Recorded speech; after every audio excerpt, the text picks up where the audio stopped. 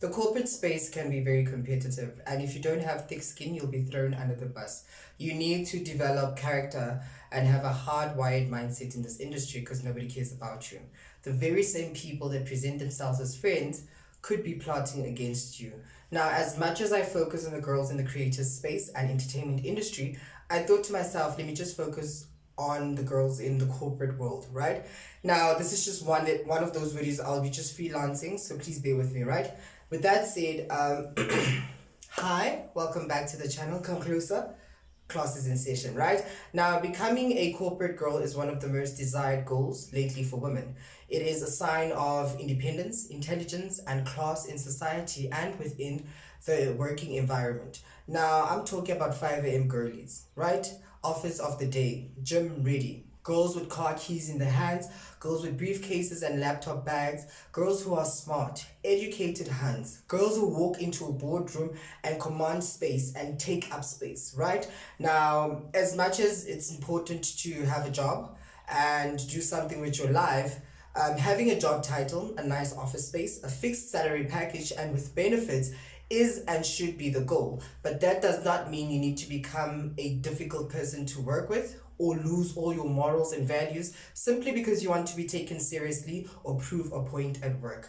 Now, for years, women had to and still have to constantly prove themselves in the working space, right? I mean, being difficult and unnecessary is not needed at work. We are all there to make money, meet deadlines, and reach targets and go home, right? Now, one thing I've come to realize in society is that women are slowly becoming very dominant and masculine in the workspace. Is this because they're trying to prove that they can do the job better than men? I do not know. That's a conversation for another day. I digress, right? Now, coming back to the point that I want to make, climbing the corporate ladder is no child's play. I'm talking years of studying, tests, exams, practicals, sleepless nights, and hopefully graduation day. But the fight still continues. I mean, you need to still go for interviews, fight for the position that you want, and the different businesses or spaces you want to work in. So you are constantly proving yourself.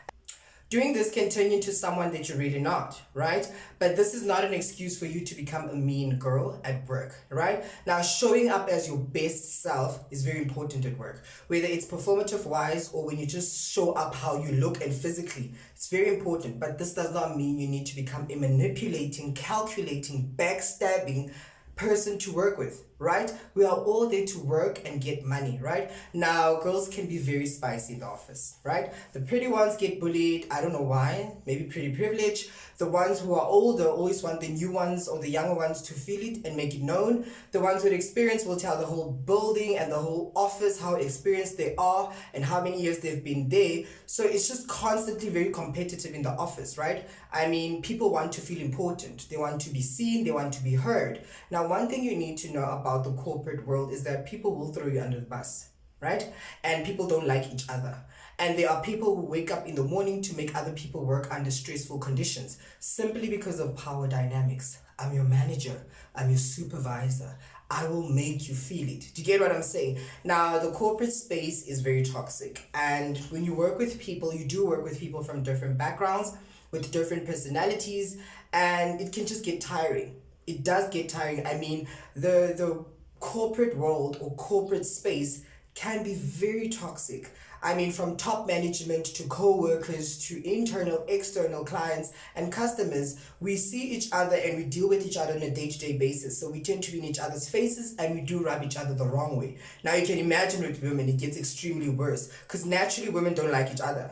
I mean, they don't like competition and they all think they are the main characters in their own lives. So in the office, it tends to get very competitive from how they look, how they dress, the different job positions and titles, their work ethic, and the different relationships they develop in the office. It's always a thing of she said, he said type of vibes. This is where the fight starts, and this is why sometimes the working environment gets or becomes toxic. Now, the advice I would give to anyone quickly is that avoid office gossip. Whether they are spreading true or false information about your co-workers, avoid that. Avoid office romance. You are there to secure the bag to make money. Do not find love at work or seek love at work because you will become the conversation. People will be pointing at you, speaking about you, and you don't want that, right? Now, one thing I'll also add with the corporate space is that as much as it can be toxic, but we are the people that are making this environment toxic.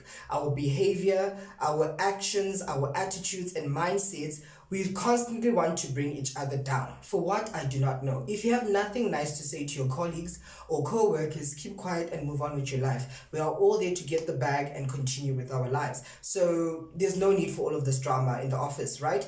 We are all there just to get the money that we need, deliver, and go back home. Now, women who are mean corporate girls, in my opinion, are usually women who have miserable personal lives. They have nothing going on for themselves. I mean, you can tell the broken little girl in her who sees or seems to be irritated by another woman's presence, right? Now, happy women do not hate. They don't have time for that. Instead, they want to learn, grow, and better themselves within the working environment. It's usually the ones who are stuck in broken or unhappy homes, marriages, and relationships. They tend to come to the office to make other people's lives miserable, right?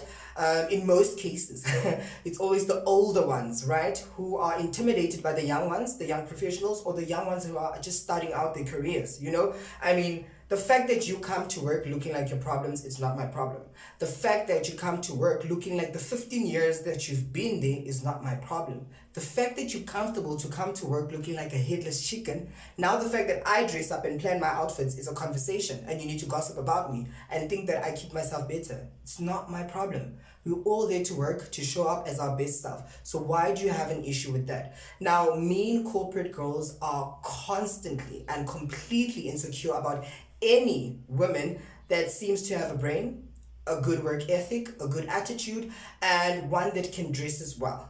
The minute you dress and shop as your best self, trust me, the office is going to speak about you, right? Now, mean girls have nothing going on for themselves. They are constantly just creating drama, spreading office gossip. They're always in cliques. It's just always something wrong. And they always have something negative to say about the next person, right? So you need to avoid such people in the office. Remember, guys, we are there to make money, to get skills that we need to further our careers. So who says what about you really does not matter. You need to understand why you're there and just focus on doing your job and going home. But there are mean corporate girls and they do show themselves in many ways. Here are a few points to identify a mean corporate girl or the different situations you can find mean corporate girls in, right? Now, the first one is jealousy. They are very quick to have something to say about you, right? Whether you are making a mistake at work or you are performing or you're underperforming, they are the first people to have a comment and it's always negative. And you can tell that it's coming from a place of, I am happy you did this so that I can speak about you in this way. Do you get what I'm saying? The second point is definitely avoid cliques.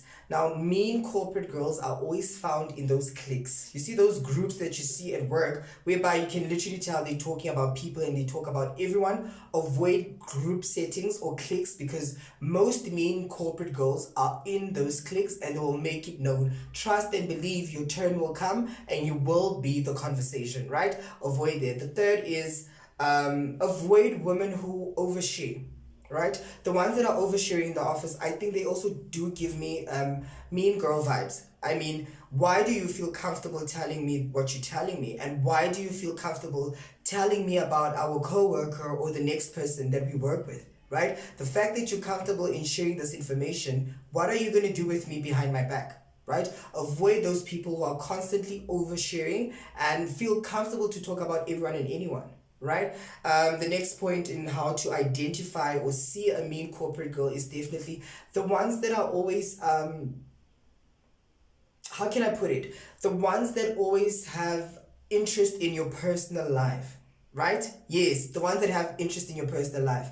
Like, oh, how's things at home? It's none of your business. Honestly, I'm here to work. Like, ask me how are we going to reach this target? How are we going to meet this deadline? What do we need to do next? How are things home has nothing to do with the fact that I'm at work, right? You know, why are you bringing up my home situation, right? So those ones are the girls who are mean and the ones that will start spreading things in the office about you, right? Now, mean corporate girls, honestly, it's a thing of just women not trusting each other, women who are jealous of each other, women who are intimidated by each other. The fact that the next woman can show up in her best way, you are now feeling threatened and irritated by her presence. You feel the need to spread these rumors or make her feel some type of way, right? I mean, at work, there are certain situations where you can tell that women just don't like each other. They literally don't just like each other because of how they treat each other, how they speak to each other, and just because of the different lifestyles, right? Now, you need to understand why you're at work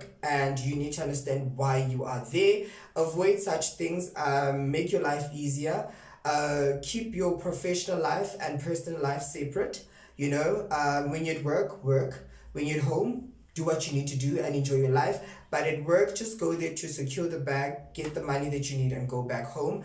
Now, you can share your experiences and tell me if you experienced a mean corporate girl before, whether you are starting out as a young professional, whether you are in the middle of your career, or you have experience in years in whatever industry that you are. You can drop down the comment below. I hope this video was informative.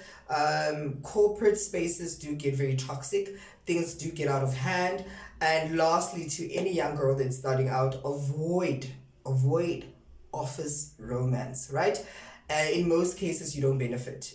You walk away with nothing but shame. So if you are at work, work. You're not there to find love or fall in love. With that said, please don't forget to subscribe, like, comment, and share, and to follow me on my social media platforms. Thank you for watching. Bye.